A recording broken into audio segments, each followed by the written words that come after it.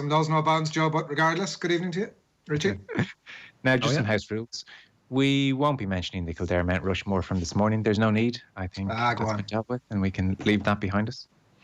I think there is a lot to discuss, Joe, to be honest with you. Well, we'll come to that in a few moments' time. There is live sport to discuss as well. We'll come to that too. The golf last night. Donald Trump calling in. Bill Murray. What a weird evening's golf.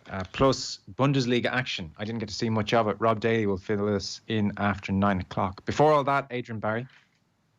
Aviva, Ireland's largest insurer, is marking the 10-year anniversary. 10-year anniversary of the official opening of the Aviva Stadium. I remember being there.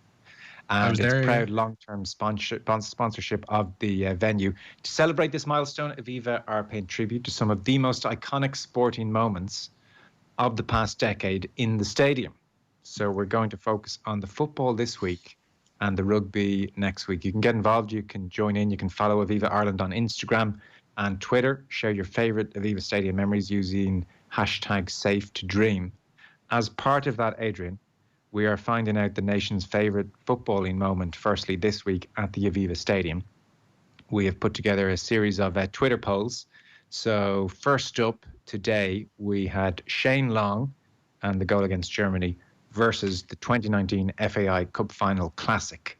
Now, I'm not surprised or shocked to tell you that Shane Long won his first round. 90% of the vote, it was a landslide. So Shane Long through to the next round. We're going to have semi-finals on Wednesday, Thursday, final on Friday. We'll announce the winner on Friday. The other contest today was Messi at the Aviva. I was there. That was the opening night, I think. No. Against Kieran Kelly, the reserve keeper, saving all 4 Shamrock Rovers penalties in 2010 when Sligo won the FAI Cup. Fairy tale story. The poll has now closed. It's closed in the last few moments. The votes have been counted, and we have a result.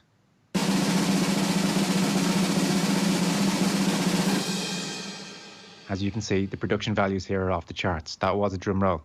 And the winner is, by a margin of 59% to 40%, Kieran Kelly beats Lionel Messi at the Aviva Stadium on opening. Proper order. I didn't think much of the Messi appearance. I was there that night. It was very enjoyable. I watched this man behind me, Kevin Kilban, jogging around after him. It was kind of cool to see Messi, but I wouldn't have said Messi was really straining every sinew, Richie, to be at his very best. No, I was there as well. Like he was, it was definitely definitely a friendly appearance by Lionel Messi that was ticked off the box for a lot of people. But as regards a standout performance, like Kieran Kelly's performance in saving those penalties, just by a million miles outstrips whatever Messi did at the Aviva Stadium. Messi turning up is no great thing in itself. What Kieran Kelly managed to pull off in a penalty shootout in an FAI Cup final absolutely needs meriting and absolutely needs a bit of celebrating. Okay, well, tomorrow the lineup is Johnny Walters and his goals against Bosnia versus Jack Charlton's return and his wave to the crowd, which was a lovely moment. And then we also happened to be in the... Yeah, sorry, go on. I happened to be in the tunnel that night when Jack Charlton was being brought out onto the pitch. I was on TV interview duty, and so Jack was there, and I got to see a lot of it behind the scenes, and he was tremendously emotional, even long before he went out. And it was quite an extraordinary thing to bear witness to, because Nathan was making the point in OTBAM earlier today that the very obvious point that it was a last chance for a farewell. But I'm not actually sure that either Jack or the people who had assembled there that evening had given a huge amount of consideration to until the man himself appeared. And I think it was a dawning for everybody at that point that, thanks, man. This was emotional. Yeah, for sure. Well, then that's one of the rounds tomorrow. Shane Duffy's goal against Denmark before the 5 the other way against Sean. Are they up against each other? What's Jack Charlton? No, it's Johnny Walters' goals against Bosnia. Sorry, yeah. 2 big goals versus Jack's return. So that is a tough one. Then Shane Duffy's goal against Denmark on the 5-1 defeat against Sean Maguire's goal against Dundalk. I mean, really here, we're probably looking at Shane Long as the man to beat. We haven't probably had enough Republic of Ireland international senior moments over those 10 years. Like, the team has been at a lowish ebb, and the Long moment was just so ecstatic for everyone. It's not even that. It's like the actual journey of a qualifying campaign doesn't necessarily lend itself, whether it's successful or not, to a hell of a lot of brilliant moments. I mean, you could have a couple of 1-0 wins, a couple of 2-1 victories here and there, best case scenario, and they just kind of sink into the background compared to what happens at the very business end of a group. So you could have like a really good win that happened earlier on in the middle of the group that, you know, mightn't be all that well remembered next to a cup final appearance and a cup final winning salvo by Seanie Maguire or by Kieran Kelly. Yeah, true. So that is underway. You can check out our social channels. Do get involved. We'll reveal the winner at the end of the week. I think Johnny Walters is going to come on and relive his moment tomorrow on OTBAM. Meanwhile, we had the return of sport. Adrian Barry, you curmudgeonly sat there all last week and said, "What are we talking about? Sport and its return. It's all nonsense. You know, you just got to you stop all the talk about it." And then suddenly it felt like we had actually quite a lot of sport at the weekend. Did you indulge? Did you enjoy? Bits and bobs of it, yeah. I wasn't being curmudgeonly about the return of sport. I'm all for that. It was just the constant SHIT talk about when will it be back and what sort of shape and all of that above. Anyway, let's not go back there, Joe. I didn't watch the football a bit like yourself. I don't have BT, so I wasn't afforded that luxury. I saw some of the highlights of it, the goal celebrations, the empty stadiums, obviously the stills pictures of that, and it did look a bit soulless, and I saw a lot of the giving out about it on... it was only outdone by... The return of sport was only outdone by the amount of people giving out about it. And I did watch a good bit of the golf last night, in between Mike Bassett, which I'd never actually watched start to finish before. It was on ITV last night. Incredible watch, Joe. Very... I got stuck into the paddies at one point. Anyway, the golf... Where are we? This is a tour de force at the moment, Adrian. Keep it going. The golf. One link, one thought, Adrian. One link, one thought. I know. I came in too late for Trump and for Bill Murray, but I didn't see what it was a bit soulless, but not. I didn't think because there was no fans there. I thought it was a bit soulless because there wasn't really much on the line. Like, they wouldn't be having that great banter they were having if it was like a regular PGA Tour event. So that'll be the litmus test. What I'm doing is reserving judgment. I didn't hate what I watched last night. It was a bit of live sport.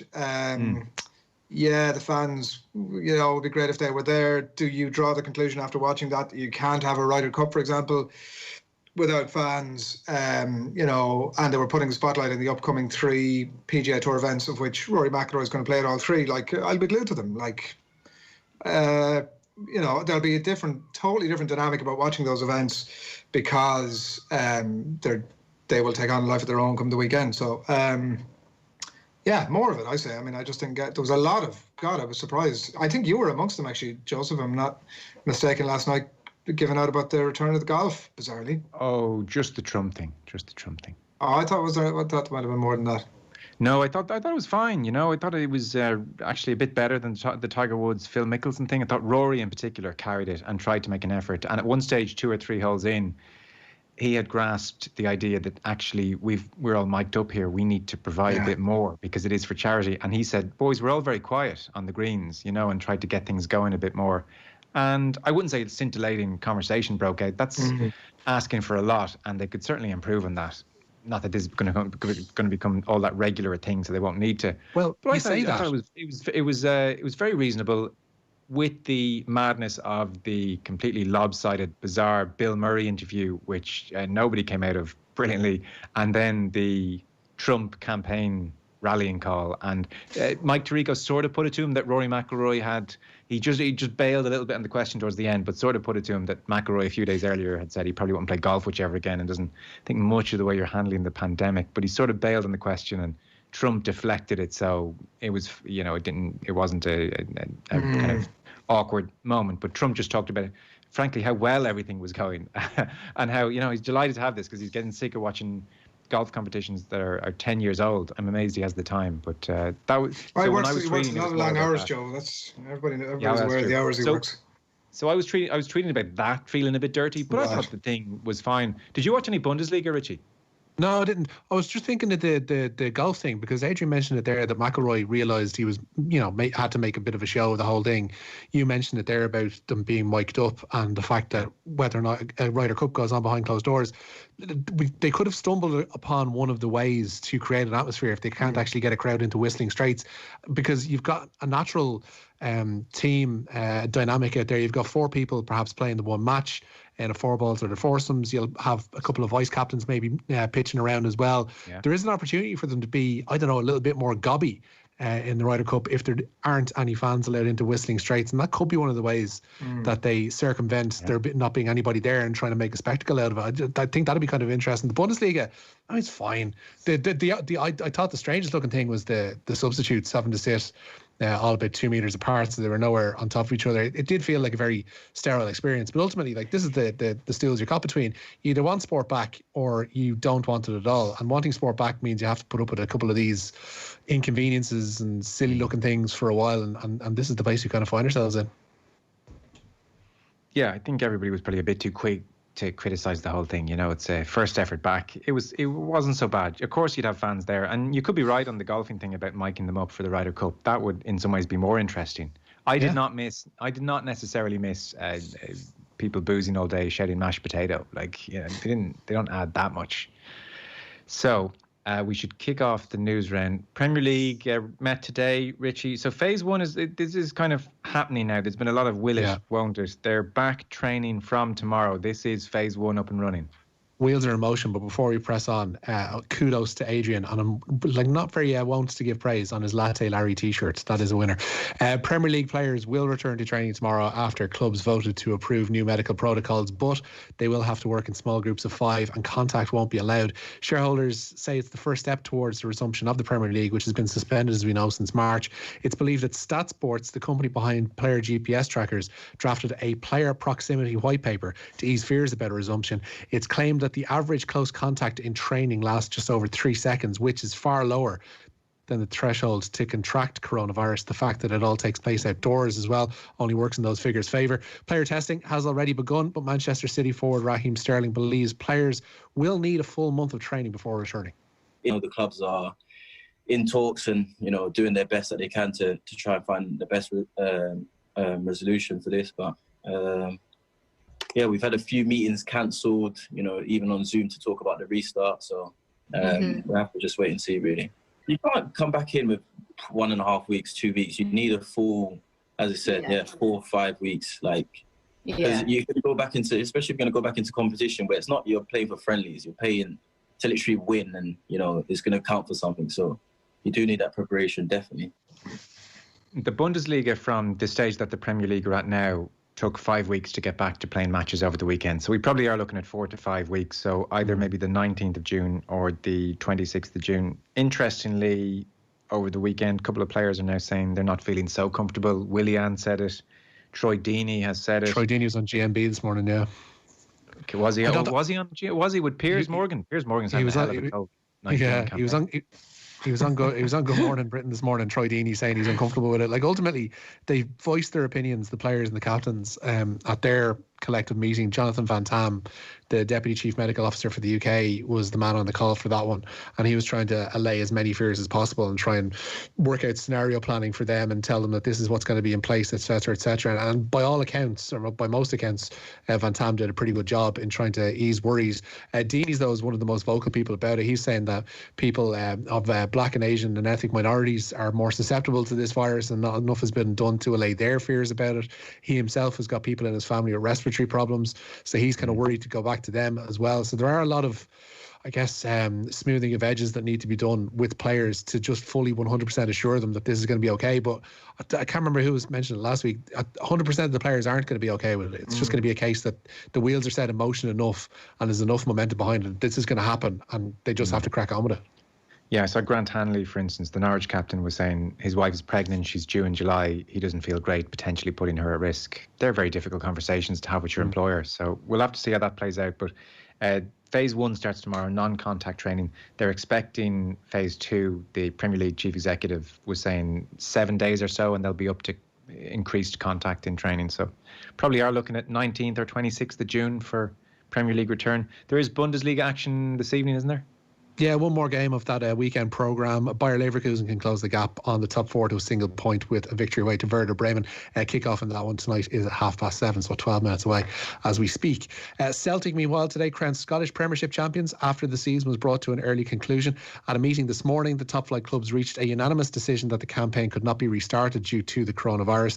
The decision also means that Hearts have been relegated to the Championship. However, the Edinburgh club say they're exploring legal avenues. But Celtic manager Neil Lennon believes their title win is right up there with the best. It's the best, going into this season. We knew that 9 was, within our grasp, but still so far away. And it was a pressure season, but we smashed it, particularly the second half of the season. Some of the football was absolutely outstanding. And, we were on track for 100 goals. We were on track for 100 points. The consistency, the quality, the exciting football, the brand of football that we played was, was really pleasing. I have to pay, tribute to the players, but also my backroom staff. The professionalism and the work ethic has been fantastic. So, to be stood here as a manager of 9 titles in a row, it's something that you dream about. And from a personal point of view, it feels absolutely amazing. So, without doubt, this is the best one of the lot. There's a text in from Garojan Mead. Messi jogging around for a friendly. Who gives a monkeys? It's Lionel Messi, live and in the flesh. You heard John Giles talking about how magical it was to share a pitch with Maradona. Messi, no less magical, from Garojan Mead.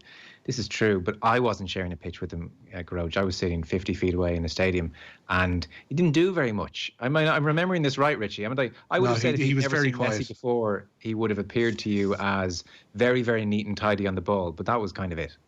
Yeah, there was a few flashes here and there, but nothing that really stands out, bar the fact that you just had your eyes on him by virtue of the fact that it was Lionel Messi. That's all.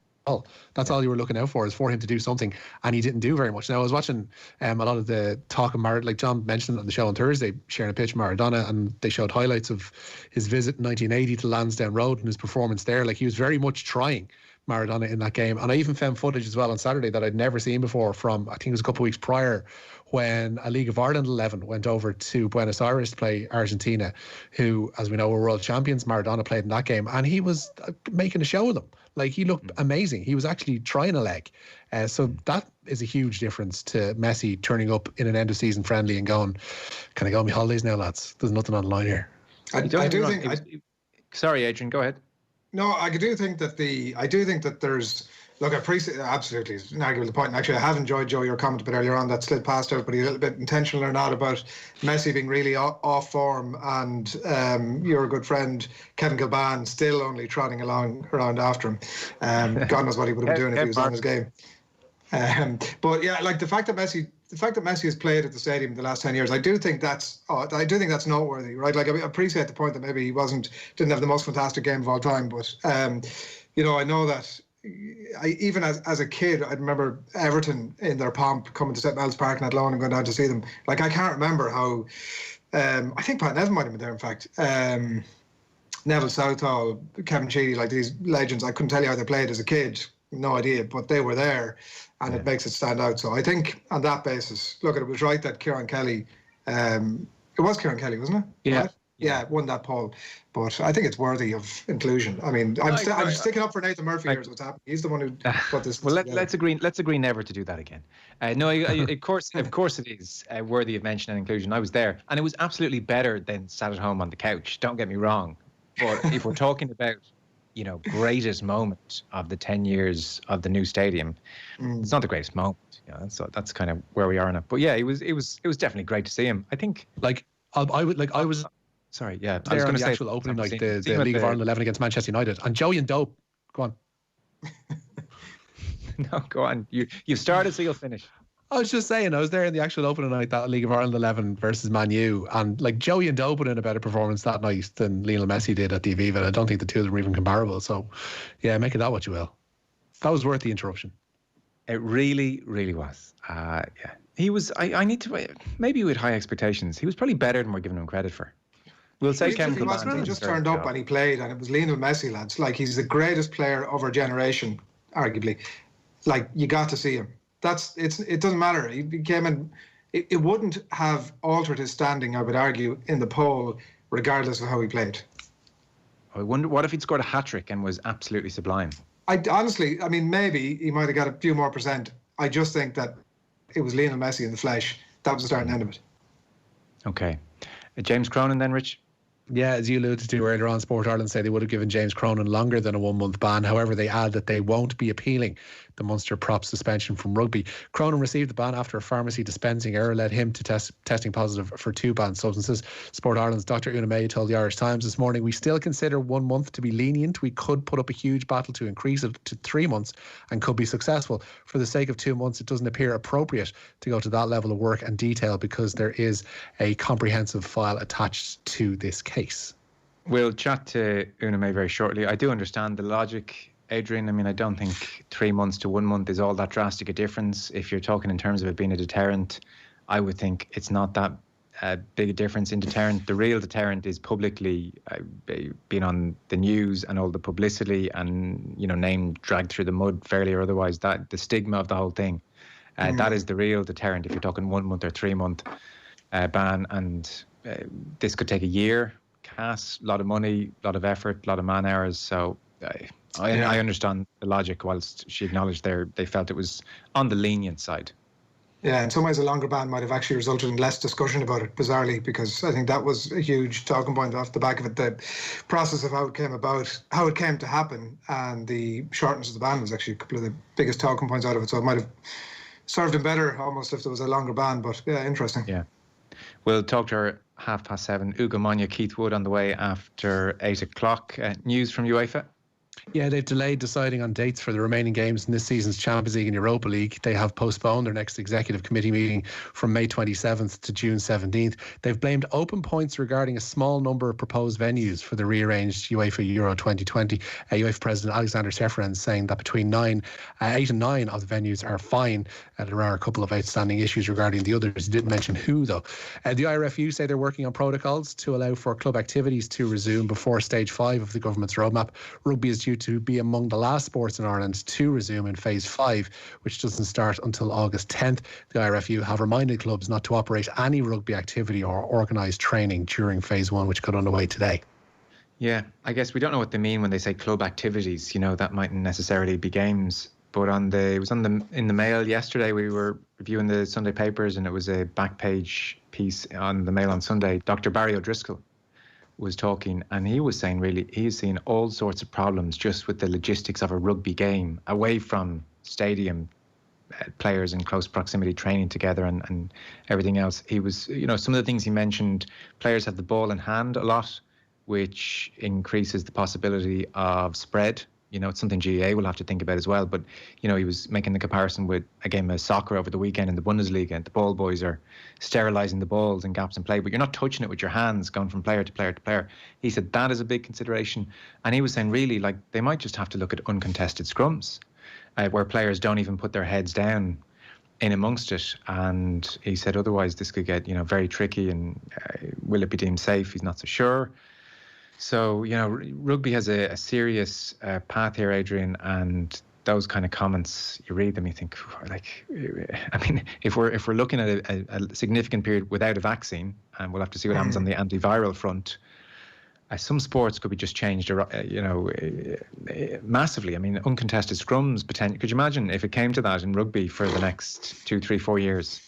Oh, you're moving towards rugby league, aren't you, very quickly? Interesting in the touching the ball thing. I hadn't really considered that. And it'll be interesting to see as well, in some ways, football is so far advanced in terms of the research and stats and all that stuff that goes into it. But there was that company from Newry, the back end of last week, that had produced that piece of research about football training that reviewed, was it a couple of hundred training matches of from pre-COVID times, to establish that players were spending 3.3 seconds or whatever it was in each other's vicinity. Not enough in terms of training to statistically overly spread COVID. I would be interested to see what the comparative stats for rugby will be. I would imagine it's far more than that. Yeah, so that is all ahead of them. Adrian Barry, thank you. Thank you, Joe. Richie McCormick, as ever. I'll talk to you tomorrow, Rich. Cheers, lads. Mind yourselves. Cheers. Ugo Monye, Keith Wood on the way after 8 o'clock. We've got Packy Bonner and Rob Daly on the Bundesliga on the football show. Up next as well, we will talk to Dr. Una May. Off the ball on News Talk.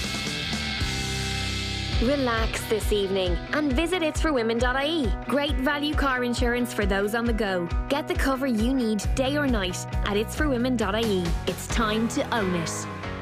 The COVID-19 pandemic has been hard for everyone and tragic for many. We have suffered loss of loved ones and loss of contact with family.